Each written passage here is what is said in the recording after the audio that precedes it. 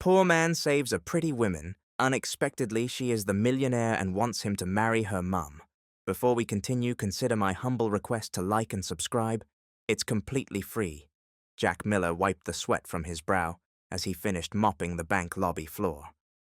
At 35, this wasn't where he had imagined his life would be, but the medical bills from his mother's cancer treatment had emptied his savings and forced him to sell his small repair shop. He checked his watch. 5:30, right on schedule.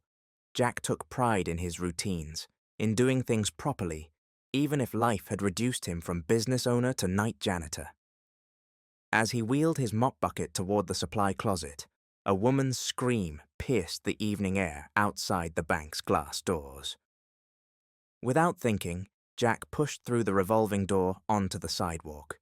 Evening shadows stretched across the street as people hurried home, most with heads down, pretending not to notice the commotion in the small park across from the bank. A man in a dark hoodie was pulling at a woman's handbag while she struggled to hold on. "Hey!" Jack shouted, running toward them. The would-be thief looked up, startled by Jack's approach. He gave the bag one final yank, but the woman refused to let go. Frustrated, the man shoved her hard. She fell backward onto the concrete path with a cry of pain. The thief turned to run, but Jack was already closing the distance between them. Years of carrying supply boxes and pushing heavy equipment had kept Jack stronger than his lean frame suggested. He tackled the thief around the waist, sending them both tumbling onto the grass. The man struggled beneath him, throwing wild punches. One caught Jack on the cheekbone, sending pain radiating through his face, but he held on tight. "Someone call the police!" Jack yelled, pinning the man's arms. Two bystanders finally rushed forward to help, and within minutes, a police siren wailed in the distance. The thief stopped struggling, knowing he was caught. Jack looked over at the woman who was now sitting up, clutching her handbag to her chest.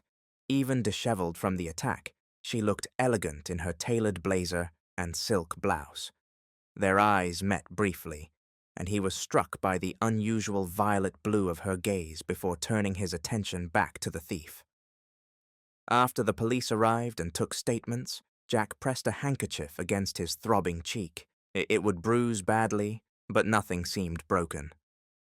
"You need to get that looked at," a soft voice said beside him. The woman stood there, composed now, but with concern etched on her face.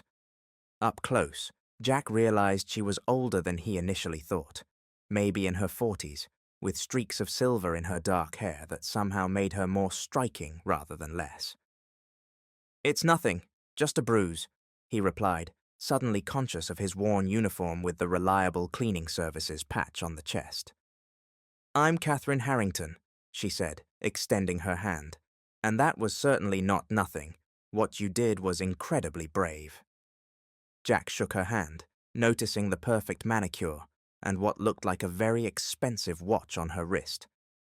Jack Miller, and anyone would have done the same. Catherine smiled, glancing meaningfully at the pedestrians now hurrying past. "Evidence suggests otherwise. Please, let me thank you properly. My driver can take you to get that cheek examined." "Driver?" Jack repeated, feeling increasingly out of place. A sleek black car pulled up to the curb, as if summoned by the mere mention. A uniformed chauffeur stepped out and opened the rear door.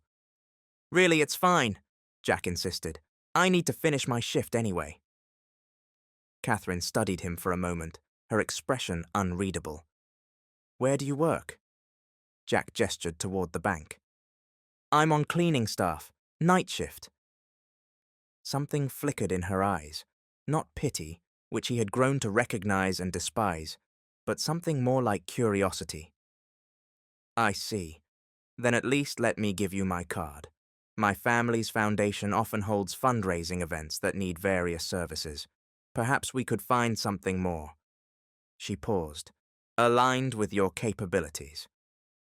Jack accepted the embossed business card, noting the Harrington Foundation logo in gold lettering.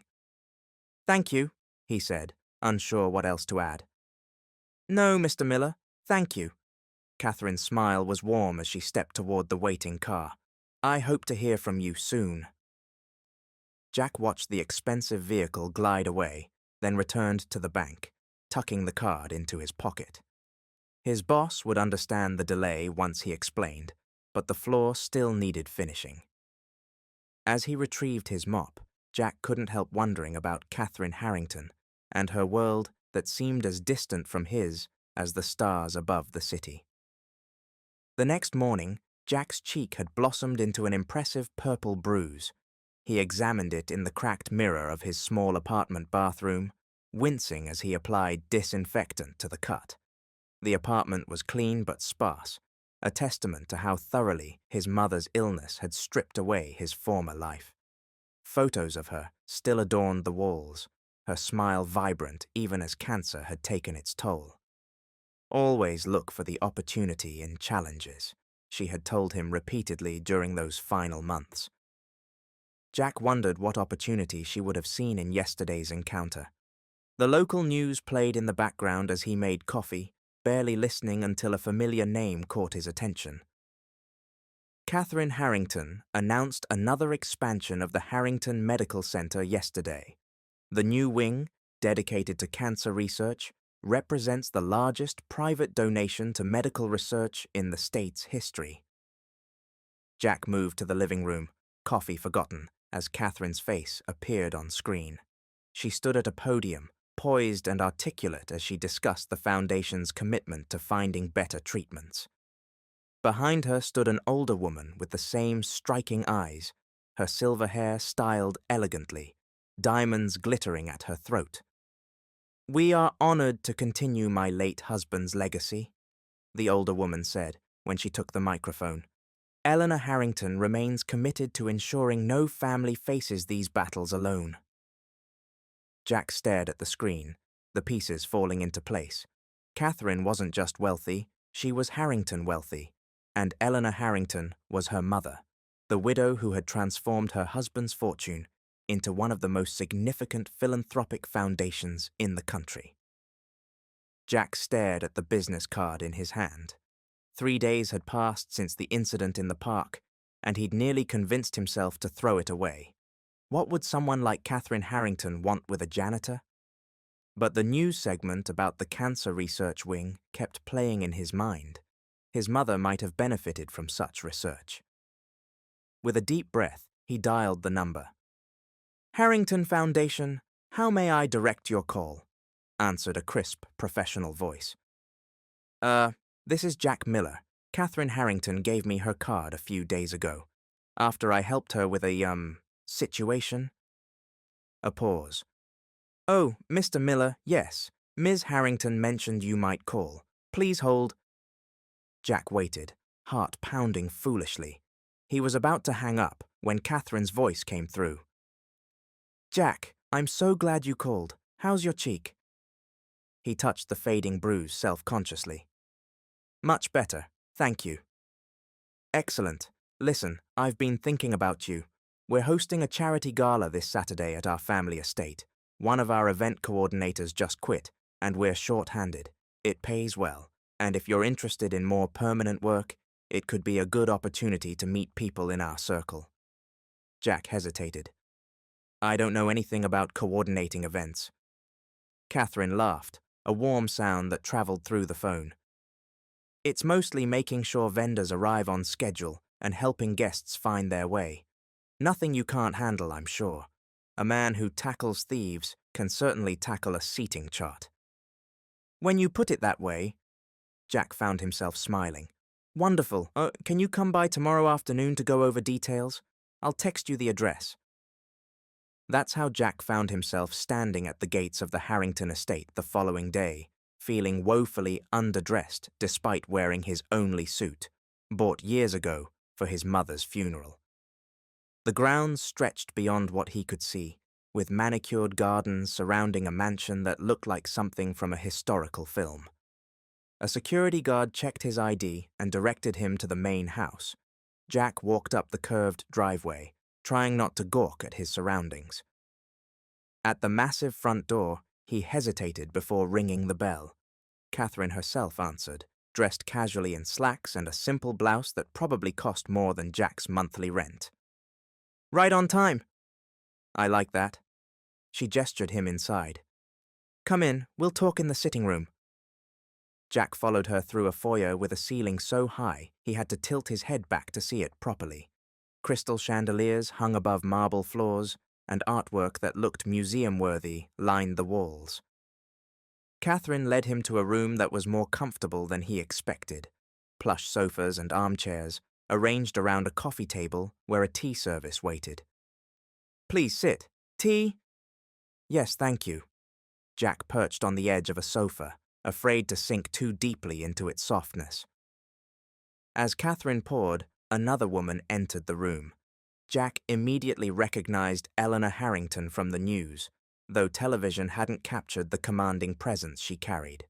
Despite being in her 60s, she moved with grace and purpose. "Mother, this is Jack Miller, the gentleman I told you about." Jack quickly stood, almost knocking over his tea.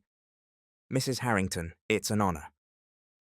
Eleanor's eyes, the same unusual violet blue as her daughter's, assessed him with unnerving directness. "So you're the hero who saved my daughter." "I wouldn't say hero." "Nonsense," Eleanor interrupted, taking a seat across from him. "Catherine told me everything. Not many would have intervened as you did." Jack felt himself blushing. "Just did what seemed right. And that, Mr. Miller, is precisely what makes it remarkable." Eleanor smiled, softening her intense gaze. "Catherine says you owned a business before." "A small electronics repair shop, yes. Nothing fancy, but it was mine." "What happened?" Eleanor asked bluntly. Catherine shot her mother a look. "Mother, that's rather personal." "It's all right," Jack said, finding Eleanor's directness oddly refreshing. "My mother got sick. Pancreatic cancer. The insurance covered some, but not enough. I sold the shop to pay for treatments, home care, everything else." Eleanor nodded, something flickering in her expression. "And did the treatments help?" Jack looked down at his hands. "They gave us 8 more months together. Worth every penny." A silence fell over the room, broken when Eleanor cleared her throat. "Catherine, why don't you show Mr. Miller around the grounds? Explain what Saturday will entail." Catherine looked surprised but stood. "Of course, Jack." Outside, walking along stone paths between flowering shrubs, Catherine apologized.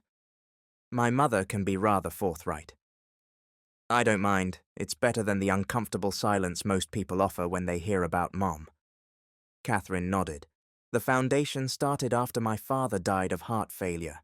Mother turned her grief into purpose. When I was mugged, she was already angry because the hospital board was delaying approval for the new research wing.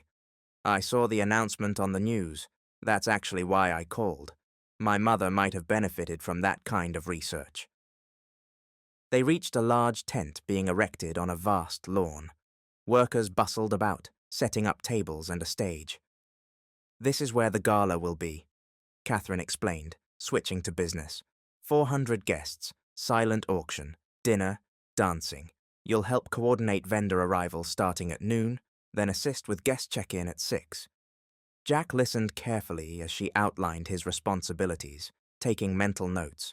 This world of wealth and charity was foreign to him, but the logistics weren't so different from running his shop, just on a much grander scale. As they headed back toward the house, a sleek sports car roared up the driveway, skidding slightly on the gravel. A tall man in an expensive suit emerged, his handsome face twisted in irritation as he spotted Catherine. "There you are. I've been calling all morning." Catherine's posture changed, becoming more rigid. "Richard, I'm working. This is Jack Miller. He's helping with the gala." "Jack, this is Richard Westfield, our family attorney." Richard barely glanced at Jack. "We need to discuss the new wing funding structure.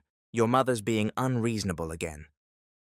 "My mother is never unreasonable, only determined," Catherine replied coolly. "Jack, would you excuse us?" Martha at the front desk will finalize your paperwork and payment details. Jack nodded, sensing the tension. Of course, thank you for the opportunity. As he walked away, he heard Richard say in a lowered voice, "Who is this guy really, Kat? Another of your mother's projects?" Jack didn't hear Catherine's response, but the question lingered in his mind as he completed his paperwork. Was that all he was? A charity case? A project? The thought soured his excitement about Saturday. Still, he needed the money, and maybe, just maybe, this could lead to something better than mopping floors at night. Saturday arrived with perfect weather, as if even the clouds obeyed the Harrington family's wishes. Jack had spent his last dollars on a new shirt to wear with his suit, determined to look professional. He arrived at 11:30, half an hour early, and was immediately swept into the controlled chaos of pre-event preparations. To his surprise, Jack found himself enjoying the work. His organizational skills from running his shop transferred well to coordinating deliveries and solving last-minute problems. By 5 o'clock, when he changed into the tuxedo Catherine had unexpectedly provided. All staff wear them. It's easier this way. He felt a small spark of his old confidence returning. "You're good at this," said Martha, the foundation's office manager, as they reviewed the guest list. "Most temps are overwhelmed by the scale, but you're keeping everything on track." Jack smiled. It helps that everyone's been clear about what needs doing. That's Catherine's influence. Before she took over event planning, these galas were beautiful disasters. Martha lowered her voice. "Mrs. Harrington has grand visions but less patience for details." At 6 sharp, guests began arriving. Jack stood near the entrance, directing them to the check-in table and answering questions.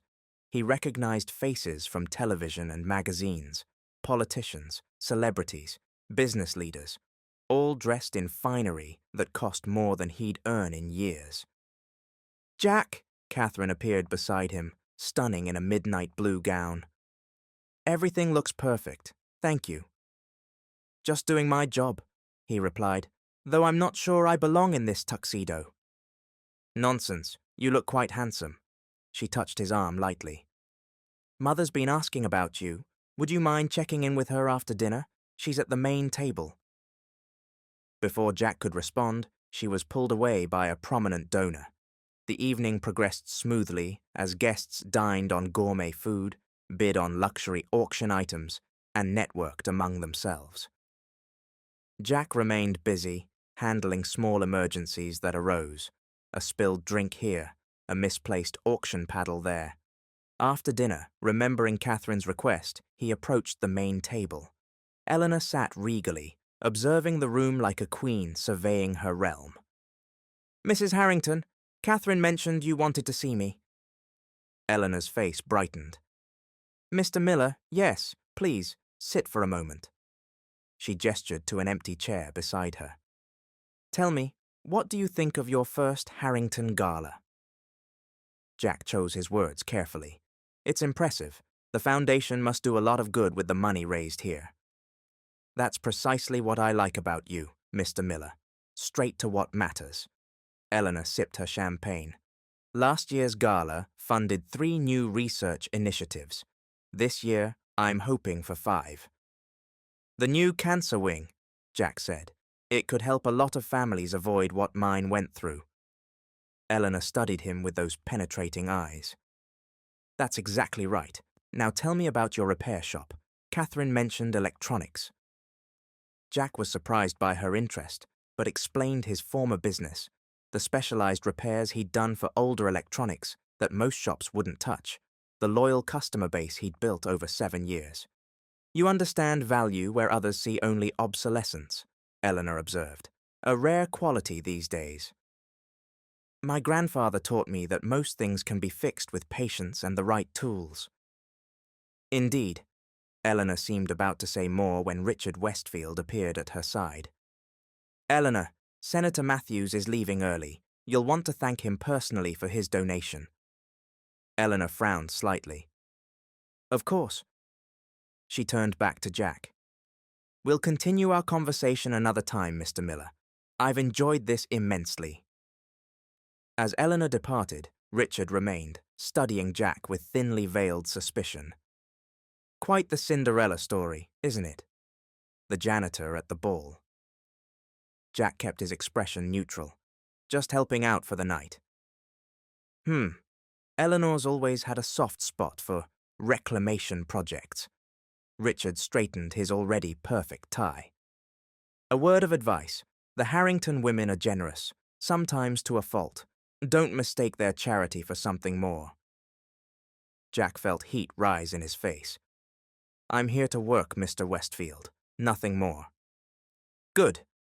Richard smiled without warmth, because there are substantial interests at stake, interests I'm paid very well to protect. Jack watched him walk away, the man's threat barely concealed. Whatever interest Eleanor had shown in him had clearly bothered Richard. The question was why. The evening continued, and Jack maintained his professional demeanor despite the encounter.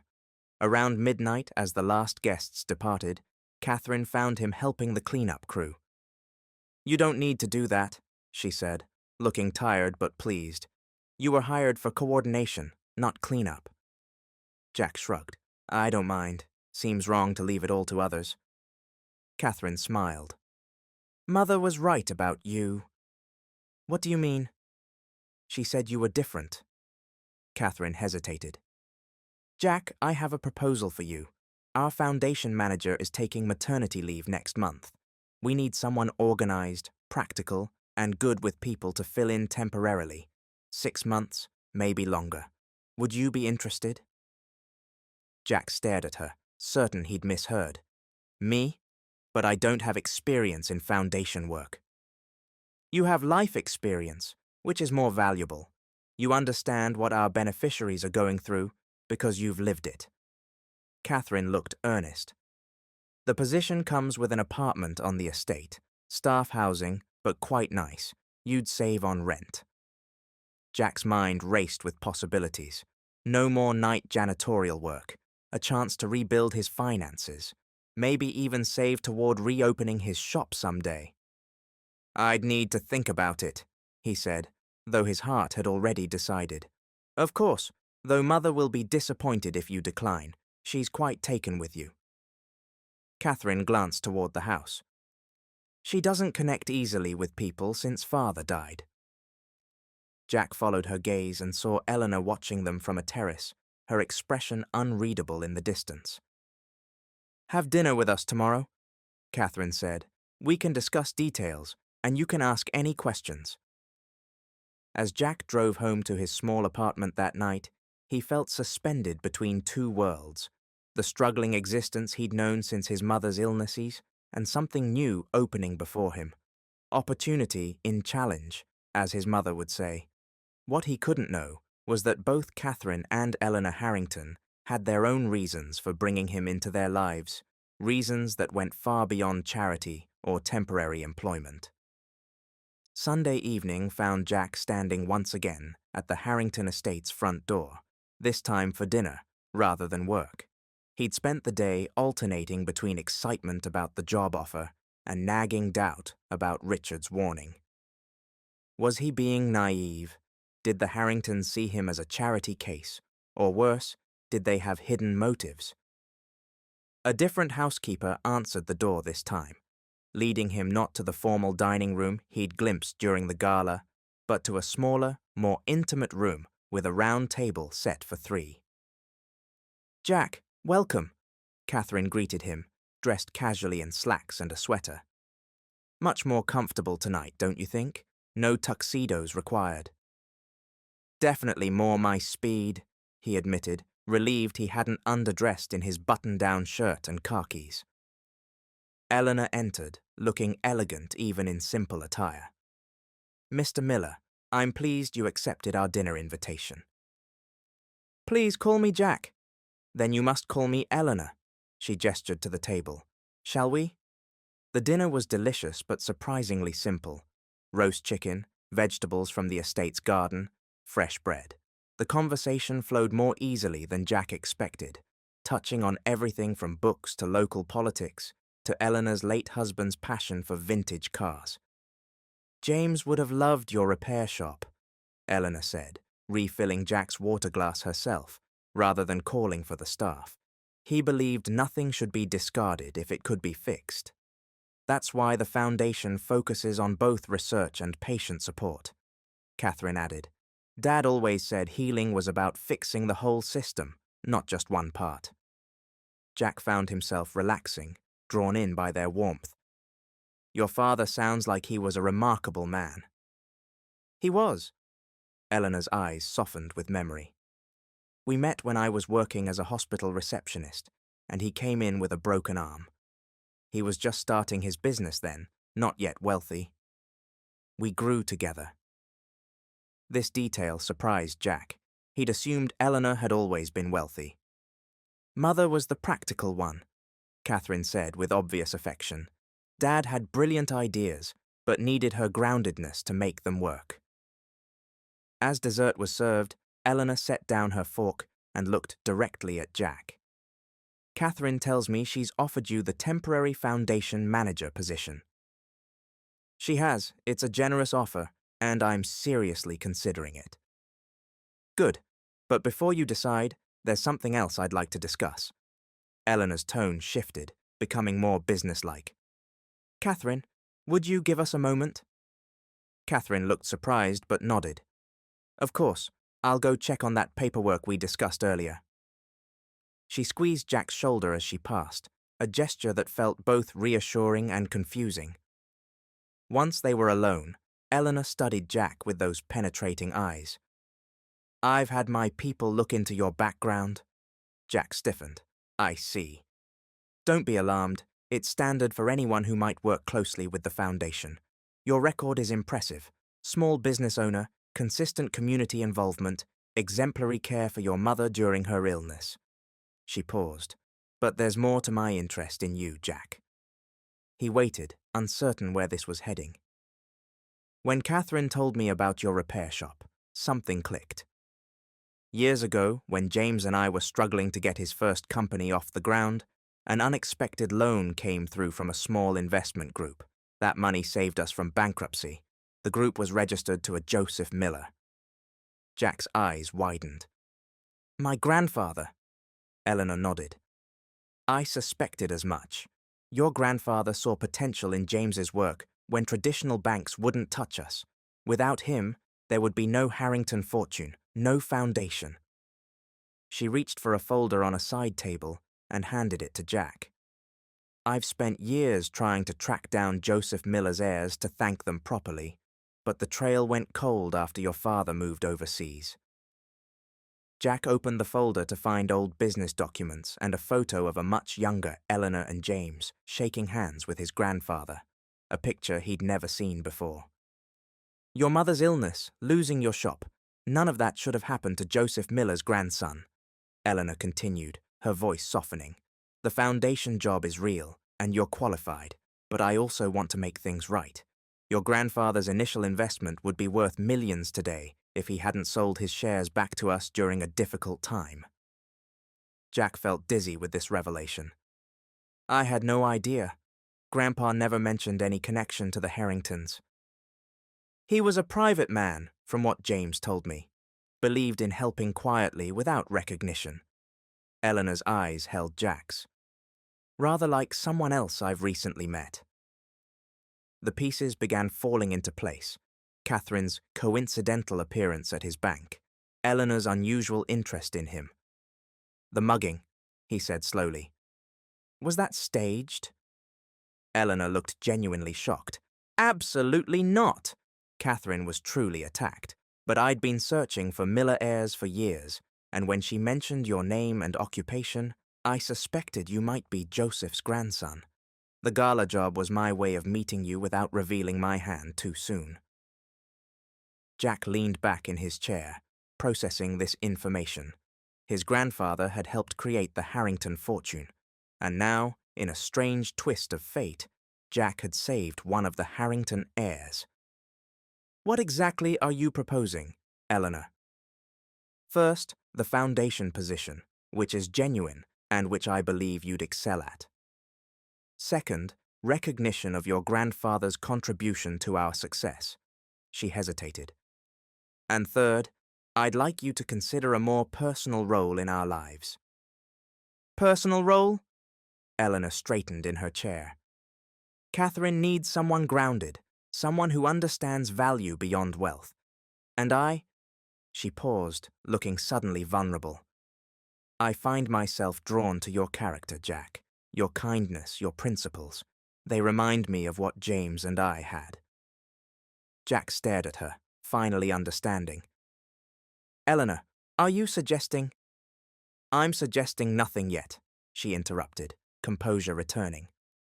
Just dinner again next week, just us, to see if there might be more between us than a historical connection and mutual respect.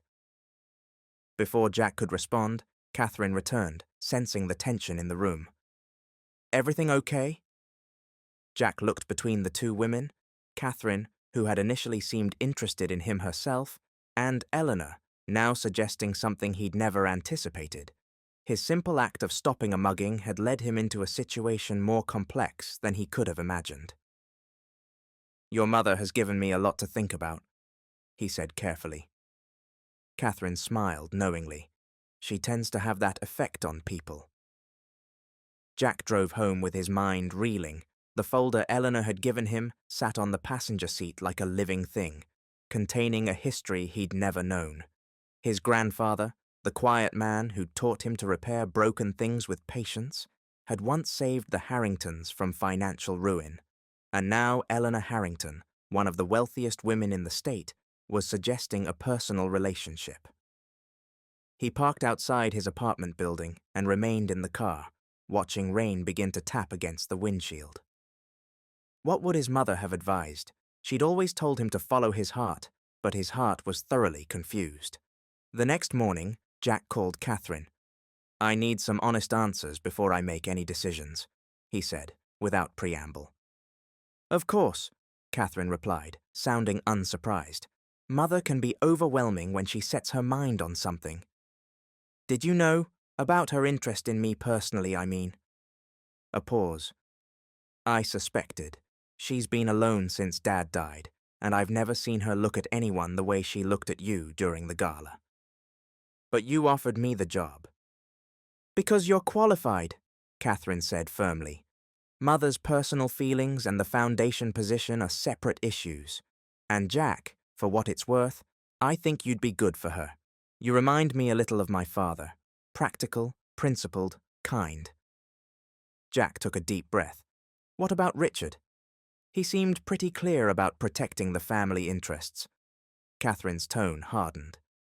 Richard has managed our legal affairs for years, but he sometimes forgets who actually makes the decisions.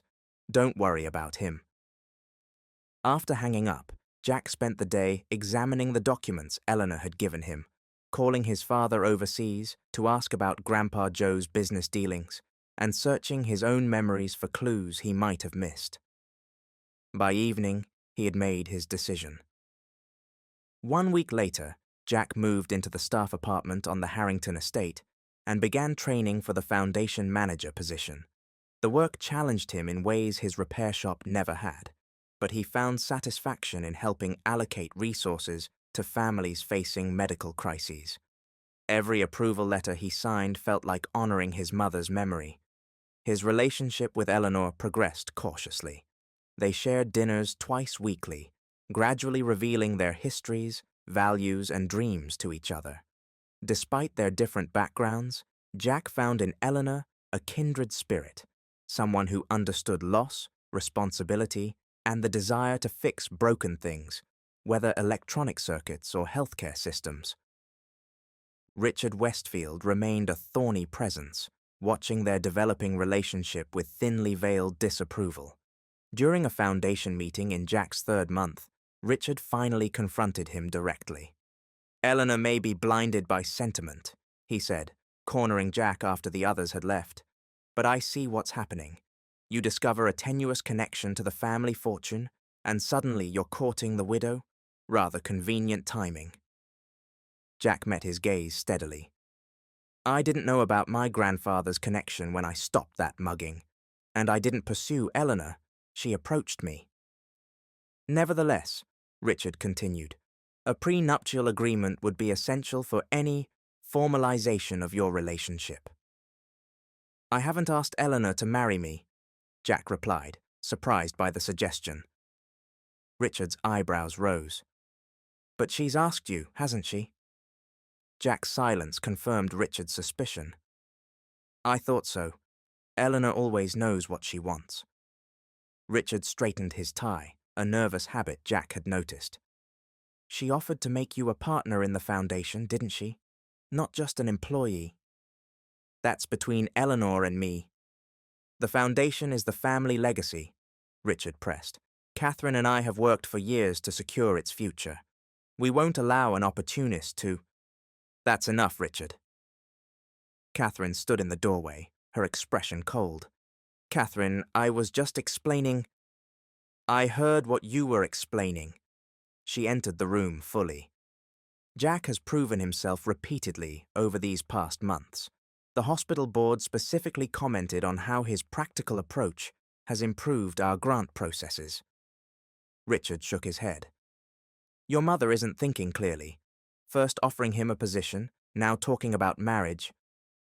My mother hasn't been this happy in years, Catherine interrupted. And for the record, I fully support her relationship with Jack. She turned to Jack with a warm smile. In fact, I was hoping you'd join us for dinner tonight. Mother has something special planned. That evening, Jack found himself seated at the intimate dining table where this journey had truly begun 3 months earlier. Eleanor wore a simple blue dress that brought out her eyes, and Catherine had arranged for all their favorite dishes. As they finished dessert, Eleanor reached for Jack's hand. These have been extraordinary months, she said. You've brought new energy to the foundation and... She glanced at Catherine, who nodded encouragingly. New joy to my life. You've given me a second chance, Jack replied honestly. At a career, at financial stability. And perhaps at love, Eleanor asked directly. Jack squeezed her hand. Yes, though I never expected to find it this way. Eleanor smiled. Life rarely follows our expectations. When James died, I thought that chapter of my life was over. Then you saved Catherine, and everything changed. Catherine raised her glass. To unexpected beginnings. Eleanor looked at Jack with those penetrating eyes that now held such warmth for him. Jack, I know this is unconventional. The age difference, the wealth disparity. None of that matters, he interrupted gently.